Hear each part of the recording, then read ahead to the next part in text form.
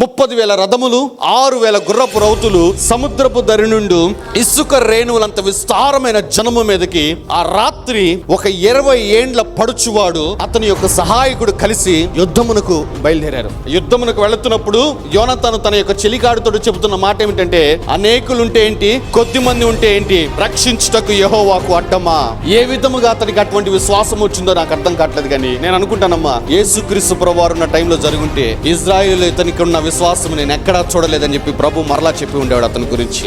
ఒక 20 ఏండ్ల ఒక యవ్వనస్తుడు ఒక దేశానికి విడుదల, విజయము కలుగ చేయడానికి తన విశ్వాసాన్ని వాడుతున్నాడు. చూడండి, నీవు నీ కుటుంబానికి విడుదల ప్రకటించడానికి, నీ కుటుంబాన్ని ఆశీర్వదించడానికి నీవు వాడుతున్న విశ్వాసం ఏ విధముగా ఉంది. ఒకసారి యోనాతాను విశ్వాసము, నీ విశ్వాసాన్ని బేరీజు వేసుకోండమ్మా. ఎందుకంటే దేవుడు విశ్వాసమును గణపరచువాడు.